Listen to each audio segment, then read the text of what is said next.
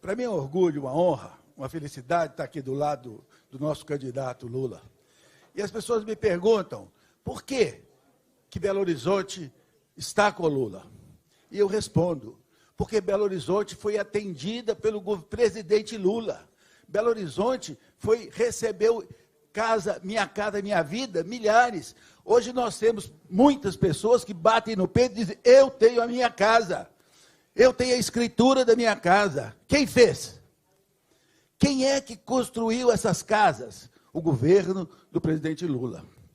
E aí muda o governo, tem a minha casa verde e amarela. Presidente, me desculpa, vou fazer uma brincadeira aqui. Quando eu vejo casa verde e amarela, eu lembro daquela música antiga do Vinícius de Moraes. Era uma casa...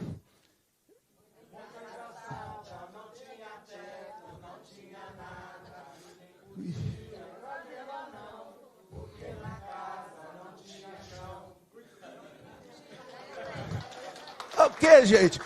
Porque aquela casa era feita na Rua dos Bobos, número 0. Em Belo Horizonte, Minas Gerais, não tem bobo para receber isso, não. É isso que nós precisamos. Quem, de fato, invista em Belo Horizonte, invista em Minas Gerais. Venda Nova precisa, Justinópolis precisa, Ribeirão das Neves precisa. De quem? Do investimento, dos recursos. Se o dinheiro do governo federal não puder vir, pelo menos que o governo federal nos autorize a liberar, a contratar empréstimos do Banco Mundial. E o presidente atual segurou um projeto de Belo Horizonte no governo federal sem mandar para o Senado 2 anos. Era para fazer urbanização no Cabana do Pai Tomás, era para fazer o corredor da Amazonas. É por isso que nós precisamos do Lula. É por isso que nós precisamos de um presidente que olha para o povo e respeita o povo e respeita as cidades.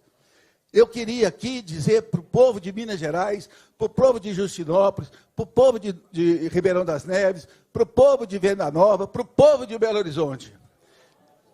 Precisamos de votar no dia 30, no 13, no Lula, porque ele será a redenção, ele será aquela pessoa que respeitará a nossa história, que respeitará a nossa cidade, que respeitará o nosso povo. Presidente Lula, conte conosco, conte com Belo Horizonte, conte com Minas Gerais. Por quê? Porque o senhor já mostrou o que é capaz de fazer por nós. Muito obrigado.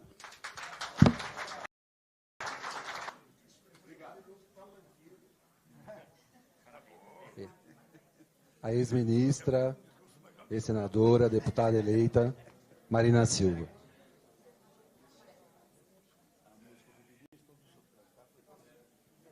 Vamos inverter. Senadora Simone Tebet. Vou pedir aqui a autorização para inverter, chamar aqui minha querida amiga e companheira Marina Silva, presidente Lula, prefeito Fuad, em seu nome cumprimento todas e todos que estão aqui, para dizer, prefeito Fuad, que não é apenas Belo Horizonte que está com Lula, é o Brasil que está com Lula, mas são as mulheres que vão decidir essa eleição. E nós vamos decidir essa eleição contra um presidente misógino, que estimula a violência contra as mulheres, porque é um covarde, estimula, lamentavelmente, inclusive estimulando que partidos políticos brasileiros agridam as mulheres. Ontem, nós tivemos 2 casos de violência política de gênero no Brasil, estimulado por este governo. Eu pedi permissão para quebrar o protocolo, porque ontem, presidente Lula, quando nós chegamos de Juiz de Fora, eu visualizei um vídeo de um ex-deputado federal que faz uma agressão contra a ministra Carmen Lúcia, como eu nunca tinha visto.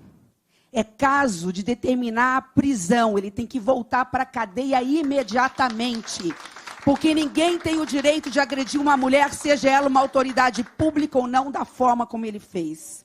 E nesta madrugada, foi a nossa companheira Marina Silva que sofreu uma violência política verbal das mais baixas. Esses bolsonaristas não passarão.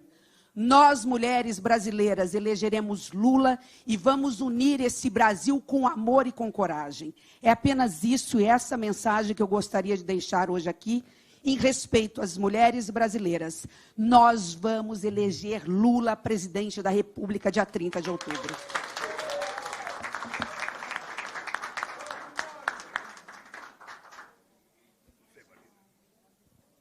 Bom dia a todos, a todas.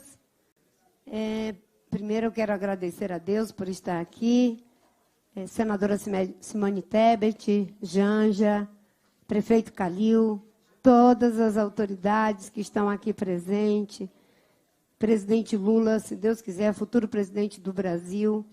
A senadora Simone Tebet inicia essa fala, eu já agradeço a solidariedade, mas principalmente a sua postura e o papel que você vem desempenhando como candidata inicialmente a presidente da República, uma mulher que entra na cena política e disputa um projeto de país, e agora, nesse movimento democrático, em defesa do Brasil, da nossa democracia, em apoio à candidatura do ex-presidente Lula.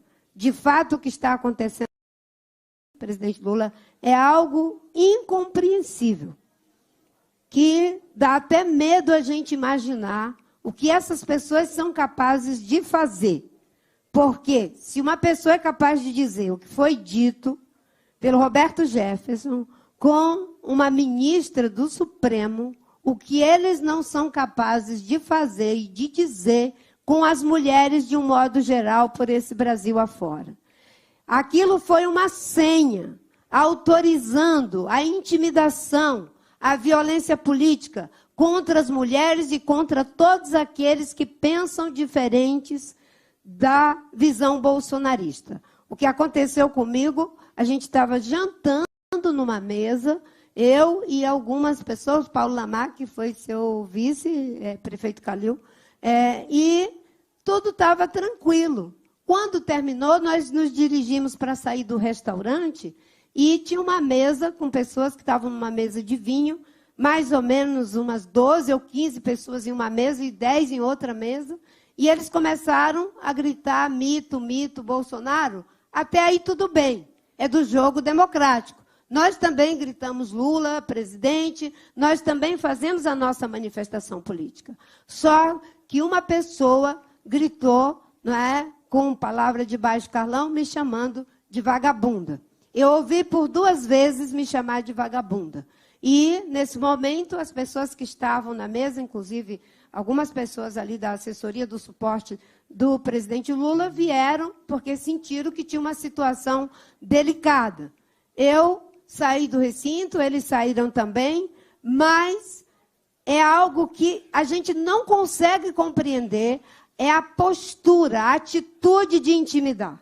E por que, quando se trata de uma mulher, é sempre nessa questão de natureza moral, de natureza sexual. Parece que o bolsonarismo não sabe lidar com as mulheres, não sabe lidar do ponto de vista político, não sabe lidar do ponto de vista ético, não tem preparo para enfrentar aquelas que são a maioria da população brasileira. Então, em legítima defesa das mulheres, das nossas crianças, das nossas famílias, não com discurso hipócrita, que defende a família e faz tudo para desconstruí-la, da forma como fez o presidente Lula tratando a adolescente, dizendo que pintou um clima, da forma...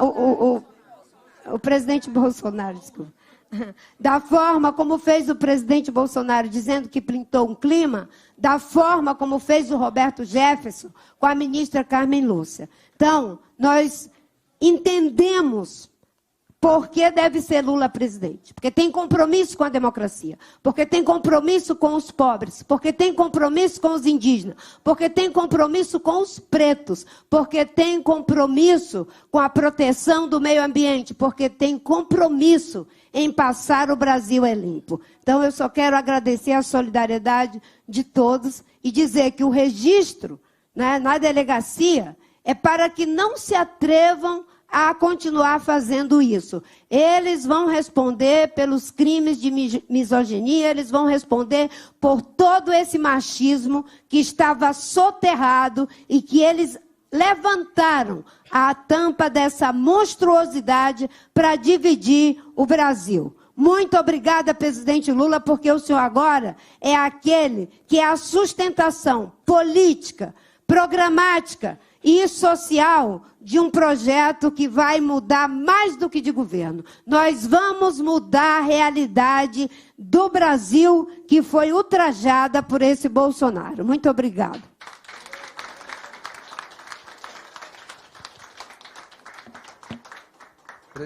Presidente. Primeiro, eu queria aproveitar o acontecimento desagradável de ontem à noite com a Marina para dizer para vocês que isso é uma escola exemplar do fascismo no mundo inteiro. Eu lembro que na campanha do Trump, ele, ao terminar um comício, ele pedia para as pessoas que estavam lá, se alguém falasse mal dele, bater, que ele contrataria advogado para defender as pessoas. E aqui a prática de violência que essas pessoas fazem, você pode ter certeza, Marina, o cara que te xingou é um 7-1. Não é uma pessoa séria. Não é uma pessoa séria porque uma pessoa séria, mesmo que tenha um pensamento de direita, mesmo que tenha um pensamento antagônico, jamais uma pessoa séria levantaria no bar para xingar alguém. Jamais. E a gente faz política há 50 anos. Isso não existia no Brasil. Nem em cidade pequena, nem em cidade média, nem em cidade grande. E hoje o que nós vemos é violência, e mais violência verbal e, às vezes, violência física. Isso é porque nós temos um governo fascista no Brasil. É importante que a sociedade descubra isso. E o jeito de mudar isso é a eleição de outubro, do dia 30 de outubro. Veja, a minha candidatura é uma candidatura que tem, além de 10 partidos políticos, tem muitas personalidades, muita gente do PMDB, muita gente do PSDB, muitos economistas, muitos sociólogos, porque todas as pessoas que amam a democracia sabem que é necessário derrotar o Bolsonaro. Todas as pessoas. Não é possível que alguém que ama a liberdade, que alguém que ama a democracia, que alguém que ama a cultura, sabe, votar numa figura desumana como é o Bolsonaro. Ele não tem sentimento. Uma pessoa tão desumana que não teve coragem de visitar uma pessoa doente no hospital de Covid, sabe, onde morreram mais de 680 mil pessoas. Ele não foi capaz de visitar uma criança, uma senhora, um velhinho. Não foi capaz de ir no hospital, não foi capaz de visitar uma família, dando uma demonstração que ele é um cidadão desumano. Ele não tem, efetivamente, nada de fraternidade, nada de solidariedade, e ele, efetivamente, despreza a maioria do povo brasileiro. Ele não gosta. Ele vai terminar o mandato dele sem fazer nenhuma reunião com o prefeito, nenhuma reunião com o governador, nenhuma reunião com o sindicato e nenhuma reunião com nenhum dos movimentos organizados. Nenhum dos movimentos organizados, seja indígena, seja o povo negro, seja a mulher, seja o pessoal que cuida da saúde, ele não reuniu ninguém. O mundo dele é ele, os seus filhos e as mentiras. E fake news. E a tentativa de destruir as pessoas do jeito que fizeram com a Marina ontem. É por isso que a democracia precisa vencer essas eleições. Além disso, o povo brasileiro está passando uma situação muito desagradável. A fome ainda é muito forte. São 33 milhões de pessoas. E o preço dos alimentos, vocês são jornalistas agora, mas vocês são cidadãos que muitas vezes vão numa feira, vão no supermercado e você sabe que os alimentos estão muito caros. Você sabe que as pessoas vão numa feira e levam para casa metade do que gostaria de levar porque o dinheiro acabou. E quando é que a gente vai, sabe, decidir isso? É que no dia 30 o povo vai ter que escolher entre o fascismo e a democracia. não é apenas entre um candidato, sabe, Lula e um candidato Bolsonaro. É entre a barbárie ou a democracia. É entre o fascismo e a democracia. É entre a desumanidade e a humanidade. É isso que a gente vai ter que escolher. E está chegando o dia da gente decidir. E é preciso a gente ter clareza. Esse cidadão é um destruidor de esperança. É um destruidor de sonhos. Ele passou o mandato dele inteiro aumentando a gasolina, aumentando o óleo diesel, aumentando o gás. Chega perto das eleições. Quando nós começamos a criticar o alto do preço, ele resolveu reduzir. Eu lembro que eu era presidente em 2006 e uma vez um empresário me procurou e falou assim para mim, Marina e Simone, falou assim, olha, se você reduzir 50 centavos o litro da gasolina, você ganha as eleições.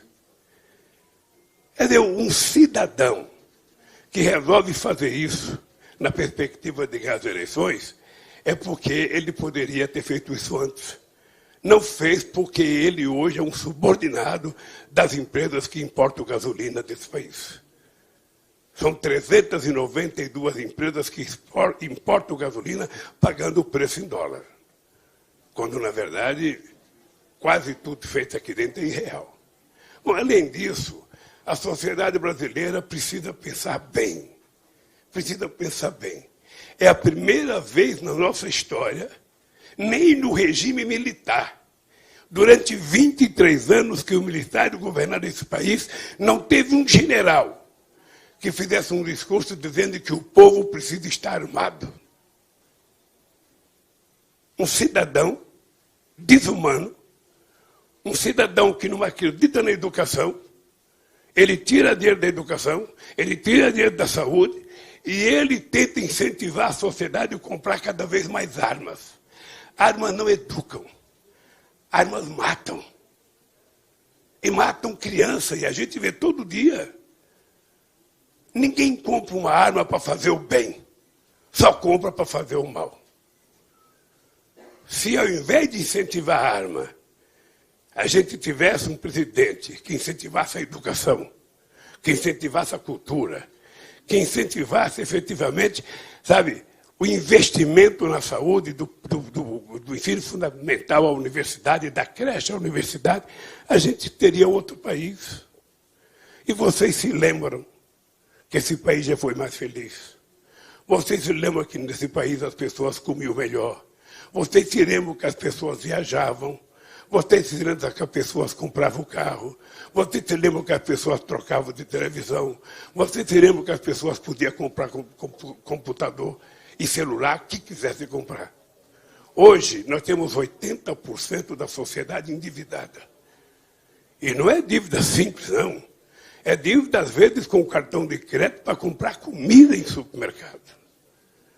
É por isso que nós anunciamos que nós vamos renegociar essa dívida que esse povo tem. E a maioria da dívida são de pessoas que ganham até R$4.000. E as pessoas chegaram numa situação que não podem mais pagar. Muita gente deve a água, muita gente deve a luz. Algumas dívidas, Calil Fuad, é com a prefeitura, é com o Estado. E o Estado e a prefeitura têm que compreender que tem que negociar, porque essa gente não pode ficar no Serasa, porque não pode pagar uma conta de luz, uma conta de água. A maioria da dívida é feita pelas mulheres, que é, na verdade, quem toma conta da família. Muito mais do que o homem. Então, nós vamos tentar renegociar essa dívida, tanto com o sistema financeiro, nós vamos negociar, como vamos negociar com o setor de varejo. Encontrar um jeito de limpar o nome dessas pessoas, diminuir essa dívida, para que as pessoas possam voltar a até se endividar para comprar algo que a família precisa. Mas as pessoas não podem ficar com o nome sujo como estão hoje. A outra coisa importante é que vocês viram o ministro tentando anunciar, mexer com o salário mínimo. É importante vocês lembrarem que já faz 4 anos que o salário mínimo não tem nenhum aumento real. Faz 4 anos que a merenda escolar não tem nenhum aumento real. Faz 4 anos que todas as categorias organizadas de trabalhadores que faz acordo, através do sindicato, ganha menos que a inflação, ou no máximo a inflação não tem aumento real de salário. É por isso que o povo brasileiro precisa tirar o Bolsonaro. É por isso que o povo brasileiro precisa ir na urna, sabe, no próximo dia 30. Não é apenas para eleger um outro presidente, é para conquistar uma coisa que é sagrada para o ser humano, que é a liberdade. É uma coisa sagrada que é o direito de comer 3 vezes ao dia. Uma coisa sagrada que é ter o direito de ter acesso à de ter acesso à cultura. As pessoas têm que ganhar o suficiente para sobreviver de bem. Por isso, nós estamos aqui em Belo Horizonte. Primeiro, para agradecer, Calil, o apoio, Reginaldo, Fuad, companheiros e companheiras, os votos nos dados no primeiro turno. Sabe? E eu espero que nessa visita nossa aqui, ontem nós fomos a Teófilo Otoni, fomos em Juiz de Fora, estamos aqui agora, para que a gente possa aumentar o número de votos que nós vamos ter. E, sobretudo, nós queremos trabalhar e alertar a companheira mulher. Quer dizer, nós nunca tivemos no Brasil um presidente da República que ousasse ofender as mulheres. Nós nunca tivemos um presidente que houvesse ofender os negros. Eu não me lembro o tempo, eu tenho 76 anos de idade, eu não me lembro de notícia política de uma mulher ser ofendida num restaurante por um cidadão que não é um cidadão. Na verdade, deve ser um canalha da pior espécie. E ele estava com a mulher dele. E a mulher dele não queria que ele xingasse. A mulher dele ficou puxando ele. Porque a mulher dele sabia que se uma filha dele soubesse do comportamento dele, ele ia ficar desmoralizado dentro de casa.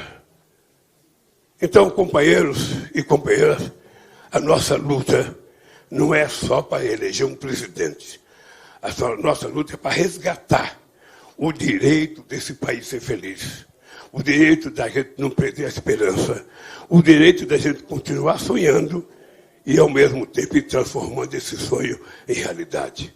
Por isso, nós vamos ganhar as eleições de Belo Horizonte e em Minas Gerais.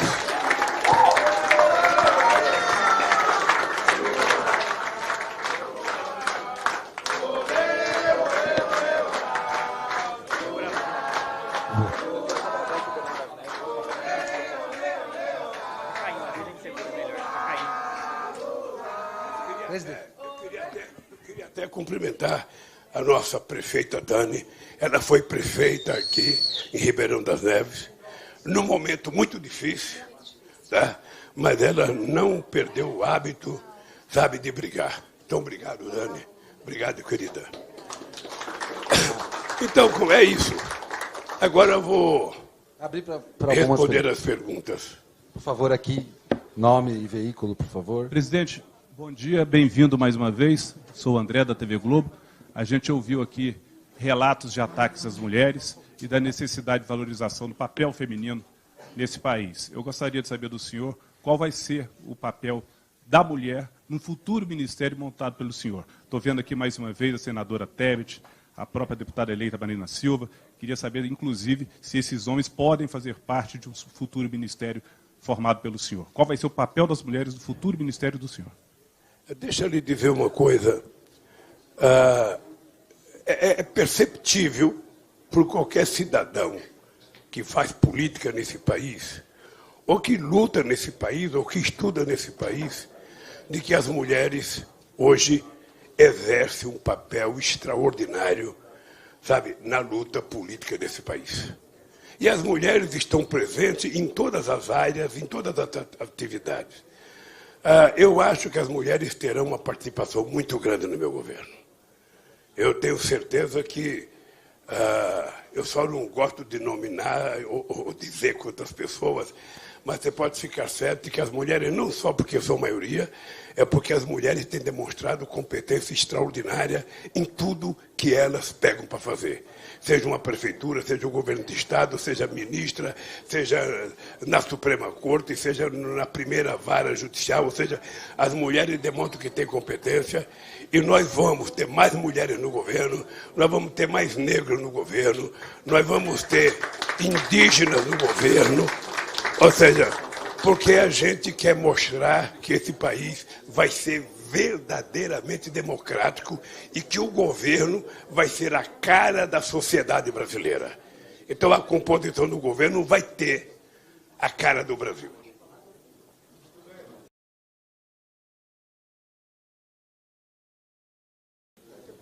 Aqui, presidente.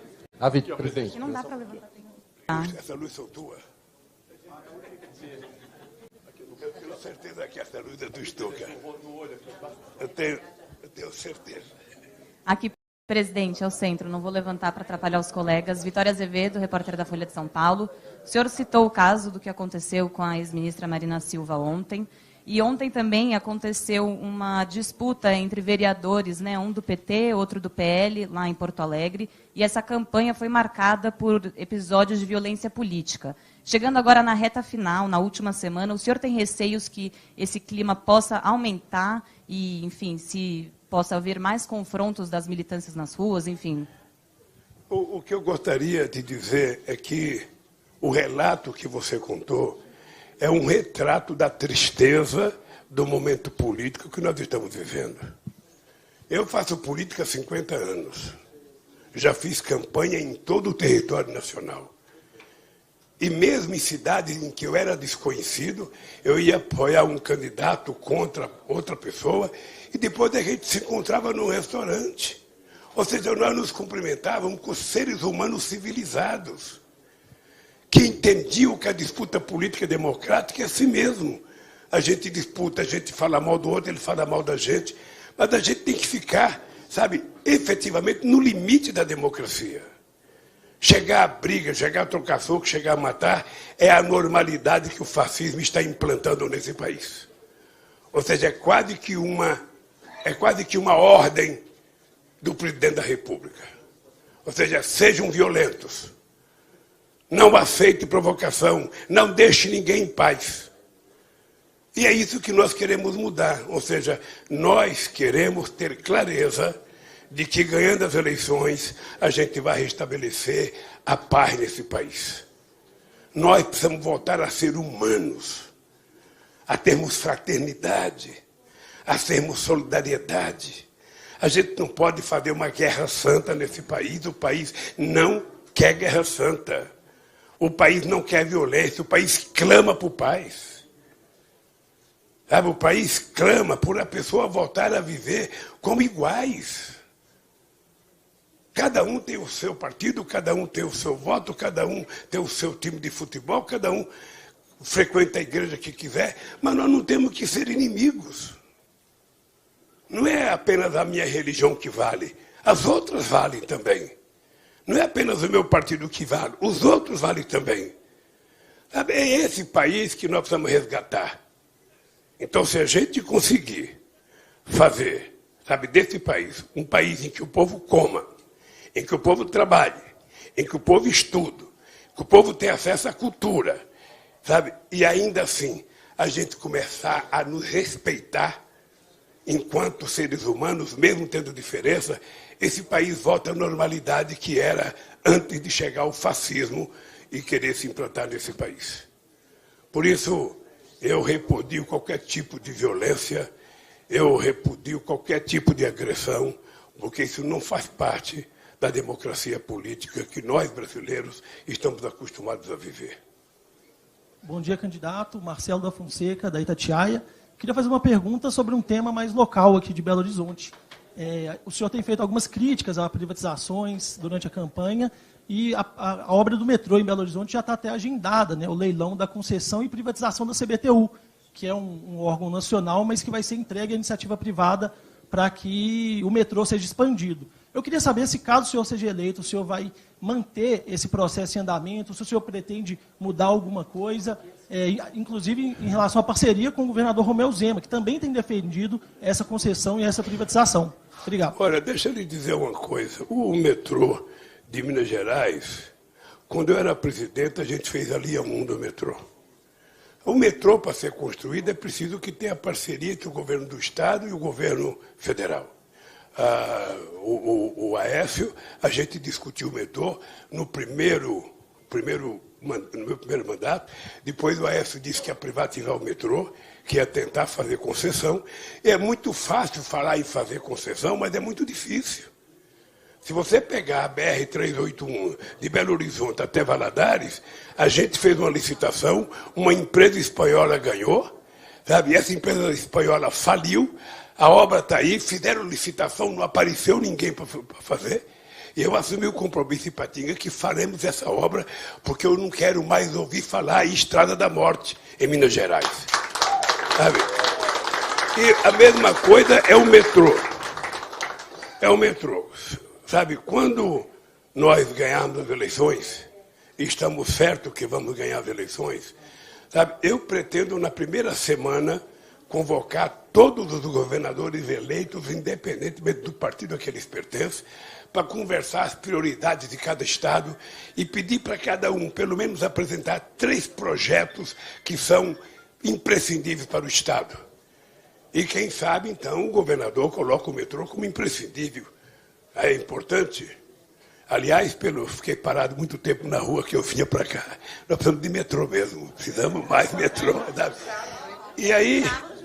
E hoje é sábado, eu fico imaginando um dia de semana.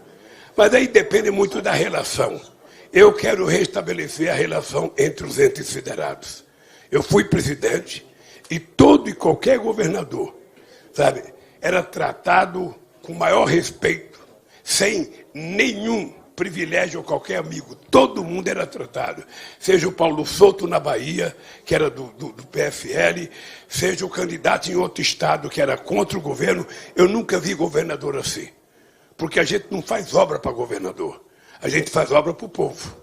Se ele for eleito pelo povo, ele tem que ser tratado com todo respeito. Então vai ser assim com o metrô de Minas Gerais. Se o governador tiver interesse de fazer o metrô, nós temos que conversar, ele que coloque isso como prioridade. É isso que vai acontecer. Oi, presidente, tudo bem? Aqui, ó. Aqui, Tainá Falcão da CNN, tudo bem? Tudo bem. Presidente, nacionalizando novamente o assunto e voltando os olhos para a campanha e para os apoios, né? Foi muito elogiada a presença da senadora Simone Tebet nessa primeira viagem, repercutiu muito na imprensa e nas redes sociais. Agora, há um movimento ainda no entorno da sua campanha para tentar atrair de forma efetiva o ex-candidato Ciro Gomes. A minha pergunta é nesse sentido, se o senhor acredita que ainda é tempo de fazer esse movimento e se fará a diferença na sua campanha. Olha, deixa eu dizer uma coisa. A gente não pode ficar tentando coagir ninguém para vir nos apoiar. O Ciro Gomes deu uma declaração que ele acatava a decisão do PDT, que por unanimidade decidiu apoiar a nossa candidatura. E o presidente do PDT já esteve em vários lugares comigo, e vários deputados do PDT já estiveram em vários lugares comigo. Sabe, eu quero que o Ciro Gomes tenha a liberdade de decidir o que ele quiser, como quiser, na hora que quiser. Eu não vou ficar importunando o candidato Ciro Gomes. Agora, o que é importante? O que é importante é que nós tivemos apoio de formas, sabe, muito forte, de pessoas muito qualificadas, de pessoas que fazem política há muitos anos nesse país. Agora, eu ontem, lá em Teófilo Otoni, eu estava sabendo que o governador de Minas Gerais ia levar o Bolsonaro lá. Eles já tentaram fazer uma reunião com o prefeito que foi fracassada.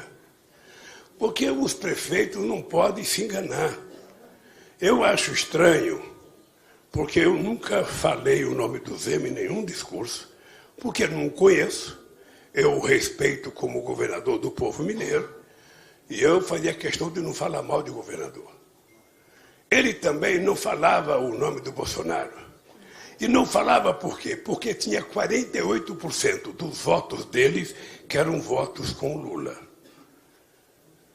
O que é triste é que, terminadas as eleições, ele que passou a ideia para o povo que ele não tinha nenhum candidato a presidente, ele assume o bolsonarismo. O que é uma coisa, na minha opinião, ruim, negativa. Sabe, como é que você pode ter dois comportamentos, sabe, em momentos, sabe, quase iguais, porque os candidatos são o mesmo. Então, eu sinceramente acho que é o seguinte, eu acho que nós, o povo brasileiro, as forças políticas que estão comigo, nós vamos ganhar essas eleições porque o povo precisa de democracia. Uma coisa que nós estamos trabalhando é para tentar convencer as pessoas que não foram votar, que se abstiveram de votar, ou por qualquer razão não foram votar, a comparecer para votar. Sabe, eu achei muito interessante a decisão do ministro Barroso, que decidiu fazer com que as prefeituras coloquem ônibus à disposição. Obviamente que não é uma posição, sabe, obrigatória, mas ele, pelo menos, tira os prefeitos de serem punidos, de ter qualquer processo contra eles.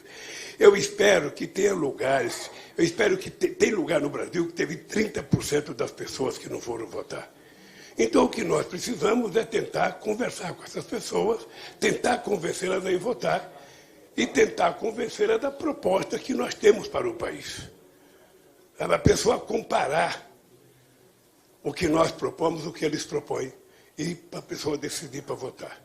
É isso que nós estamos agora preocupados, é convencer as pessoas indecisas, as pessoas que se abstiveram a comparecer na urna e depositar o seu voto com muito carinho e com muita esperança que o Brasil melhore. Pessoal, está chovendo lá. A gente tem uma última pergunta para encerrar aqui da CBN. Bom dia, presidente Lula, Cláudia Pires, Rádio CBN, Discuta BH. Eu queria fazer uma pergunta referente ao direito à cidade.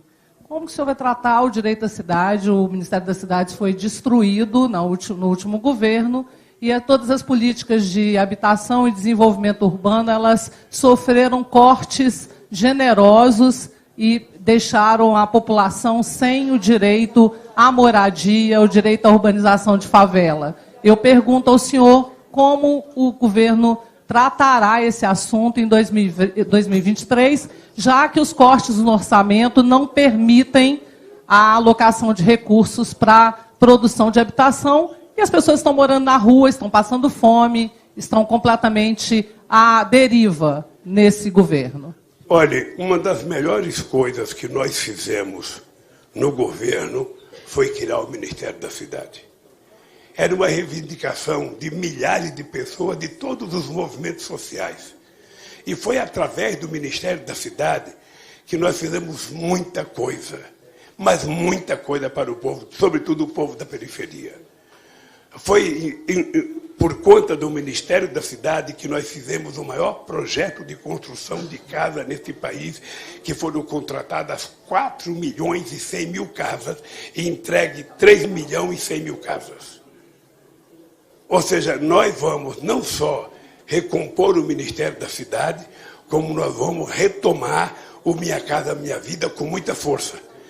Não só porque o povo precisa de casa, mas também porque o povo precisa de emprego e precisa de salário. E a construção civil é um dos setores que gera emprego com maior rapidez. Quando nós fizemos o PAC, ou seja, no período que nós governamos, nós entregamos 13.800 mil obras do PAC. E ficou outras 13.500 obras, mais ou menos, sabe, com 50%, com 40%. E muitas delas não foram atacadas, muitas delas não foram continuadas. Então nós vamos pegar todas as obras de infraestrutura que nós estávamos fazendo, e a gente vai fazer outra vez e muito rapidamente. Ontem eu fiquei sabendo em Teófilo Otoni que nós entregamos casa, ficou 700 casas já começadas para ser construídas. Quando deram o golpe na Dilma, até hoje não mexeram nas casas. Tem hospital que está 8 anos parado. Lá em Teófilo Otoni, a gente pode refazer, sabe, Porque a gente fez a universidade, a gente tem que fazer o hospital universitário e nós vamos fazer. Então, pode ficar certa que essa coisa, sabe, para tratar dos problemas urbanos desse país, nós precisamos ter o Ministério da Cidade. Nós vamos ter que discutir muito a questão da água, a questão do transporte coletivo e a questão de moradia. Obrigado, pessoal. Tem que ir lá para o ato. Obrigado. Você quer fazer uma pergunta? Eu sou o Marcos do Jornal Digital Esmeraldas e na minha cidade a gente sofre. Ô, gente, se fizer silêncio aí atrás, contribui muito com a entrevista. Sou Marcos do aqui. Jornal Digital Esmeraldas e na minha cidade a gente sofre um embate muito grande do Executivo com o Legislativo. E eu queria ver uma afirmação do senhor do seguinte: caso seja eleito, se realmente esse vínculo com o governador, porque a nossa cidade, Minas Gerais e principalmente a região metropolitana, precisa muito dos recursos federais. O senhor tem um comprometimento de, por causa dessa questão política, não deixar de atender Minas Gerais e principalmente a região metropolitana? Eu tenho um histórico. Eu tenho um histórico de vida com a relação com Minas Gerais. Primeiro, Minas Gerais era o estado que mais teve ministério no meu governo. Foram 5. Além dos ministros, teve o vice-presidente da República. Segundo, grande parte das obras do Pimentel era prefeito. Essa Avenida Antônio Carlos não estaria tão bonita se não fosse a parceria entre o governo federal e a prefeitura de Belo Horizonte. Essa avenida que vocês passaram agora, muito bonita, sabe? Sobretudo vocês que vieram de fora, fomos nós que fizemos. Aqui nós fizemos uma escola, o Instituto Federal, aqui. Então, deixa eu fazer. Um presidente da República Democrática, ele não faz distinção, sabe, que religião o governador é, que time ele torce e que partido ele é. O presidente da República ele tem que se comportar, primeiro, como um maestro de uma orquestra. Ele tem que trabalhar para harmonizar o Estado. Ele tem que trabalhar para fazer parceria com os governos do Estado, com as prefeituras da cidade. Porque não é possível um país estar bem se a cidade está ruim. Você percebe que é na cidade que tem o problema da escola, que tem o problema do transporte, que tem o problema da educação, que tem o problema do esgoto. Então, a participação da Presidência da República na administração municipal, estadual, é obrigatória. É até uma questão de respeito ao povo. E aqui em Minas Gerais o Célio já morreu, mas o Célio poderia dizer o que foi a nossa relação. O Pimentel está aqui. E, lamentavelmente, o Calil não pegou nós, a presidência pegou depois. E ele disse que foi 0 as coisas aqui. Porque muitas vezes, o presidente da República está pouco ligando para os prefeitos. E eu acho que os prefeitos são uma necessidade. Eu participei de todas as 8 marchas de prefeito que teve em Brasília. Eu lembro que, antes de mim, os prefeitos foram para Brasília, soltaram os cachorros policiais em cima dos prefeitos. Eu me reunia com os prefeitos da cidade pequena, com o prefeito da cidade grande. Nós criamos uma sala para as prefeituras dentro da Casa Civil, criamos uma sala para as prefeituras em cada superintendência da Caixa Econômica, em cada estado, para que a gente pudesse ajudar os pequenas cidades, que muitas vezes o prefeito fica perambulando por Brasília, atrás de um deputado para socorrê-lo, atrás de um ministro para atendê-lo. Então nós resolvemos criar, sabe, o espaço do prefeito, dentro do Palácio do Planalto e dentro da Caixa Econômica Federal. Tudo isso vai voltar. Espero que com mais competência para fazer as coisas melhor do que já foram feitas. Obrigado, pessoal. Temos que ir mesmo. Obrigado.